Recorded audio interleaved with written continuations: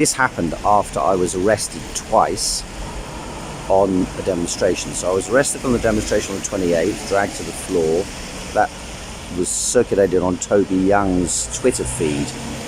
And when they took me to the police station, when they took me to Charles Street, which is a sort of holding centre to process people, they released me. I said to them, I'm not being released unless you give me a form saying you've arrested me, so that I can prove that you'd arrested me and do something about the false arrest. And then the officer behind the desk said, okay, arrest him again, charge him with having a megaphone. So they took me then to Wandsworth Police Station, and in Wandsworth Police Station the desk officer said we can't hold him for corona offence. And then they searched me for the third time and claimed that the pills I had on me, which are for sleep apnea, are maybe a controlled substance. So then they held me in detention overnight, and at 4 o'clock in the morning or so they called me in for an interview and alleged that I had amphetamine. So they tested the pills that I had on me and claimed they were amphetamine. So I've been trying to get Bideman solicitors to do something, like to speak to a solicitor or something. Yesterday they wrote to me and said to me that they had some notes about the case, they're sorry they're a bit late, and that they're not sure if they can represent me.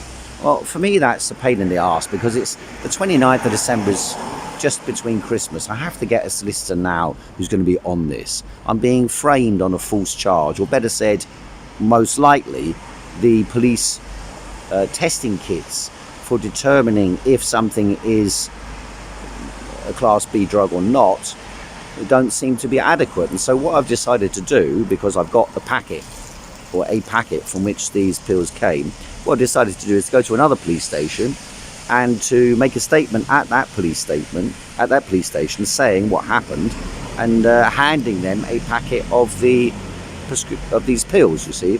So I'm going to take them this packet from which these pills come. It's a perfectly legal drug. You can buy them on the internet. You're supposed to get them on prescription, but you can buy them cheaper on the internet, and I have had prescription for this in the past. And so I'm going to take this to the police station and I'm going to say to them, you know, you can test these and see if they are actually amphetamine. So you can test these and see if they actually are amphetamine, as the Wandsworth Police Station test said. And I'd like this presented as evidence in the court.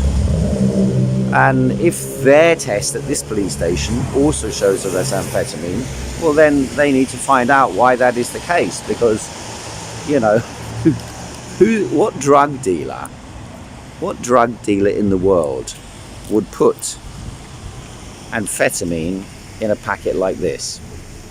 I mean, it just is irrational.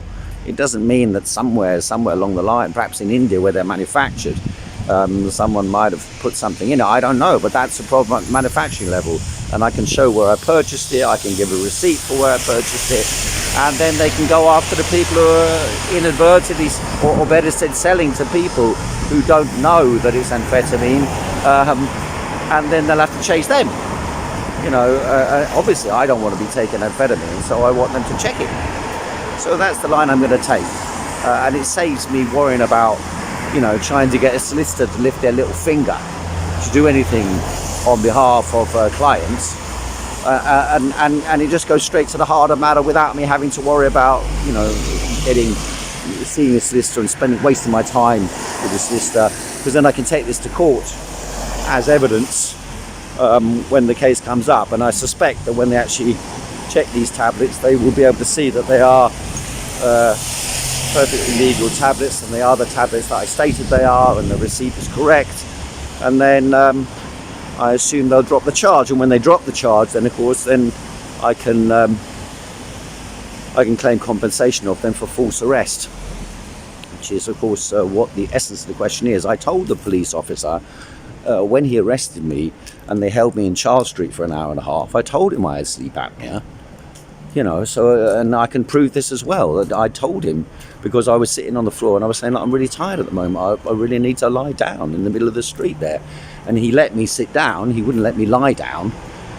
And so So this is the way in which I think I can just crush the whole thing and deal a decisive blow to it myself without having to rely upon, you know, money-making solicitors, or even the best solicitors. You know, it's all about the pound and the pence, you know, how much you can stick in your pocket for, you know, and someone claimed to be progressive. Well, maybe they are, but, you know, it's still about the pound and the pocket. They're not doing it pro bono.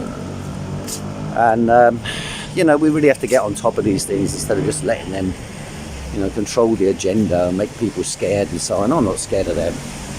So, so I'm going to my local police station. I did actually drive down to Wandsworth Police Station a little while ago, but Wandsworth Police Station, I discovered, is not actually it doesn't have any public reception, so I'm going to have to go down to the police station nearby me, which is in, this is near Kensington High Street, so I'm not sure what they call this police station. I'm going to go there now. It's like 1 minute away from where I am. And I'm going to hand over these pills, explain the situation, tell them that the Wandsworth Police Station said these pills are amphetamine, and so I don't want to be in possession of amphetamine, and so I'm handing them over to you to have them checked if they're amphetamine or not, and have them checked against exactly the same tablets which they can easily get hold of because they've got their own nurses and doctors inside the police station, so they can check against their own tablets and see if their tablets also test as amphetamine. And I'm pretty sure they'll find that the test is inaccurate, and that's what I need to prove, that the police's test for Class B drug amphetamine compared with modafinil is inaccurate. And of course that might bring into question other tests that the police do. So just coming up to the station now. Let's have a look what the name of this station is. It's an Earls Court Road, and it's just here now, and I think they've got, I hope they've got a reception, otherwise I want to go to another station. But here we are. It's, I'm pretty sure they've got a reception here. I saw earlier on. So I just don't want this hanging over my neck, you know what I mean? It's just, it's disgusting having this sort of horrible, you know, you go to a magistrate can just be anybody, you know, and then they can, you know, if they're in a mood, they can put you away. So here I am, Kensington Police Station, and I'm going to go and see them and make a statement.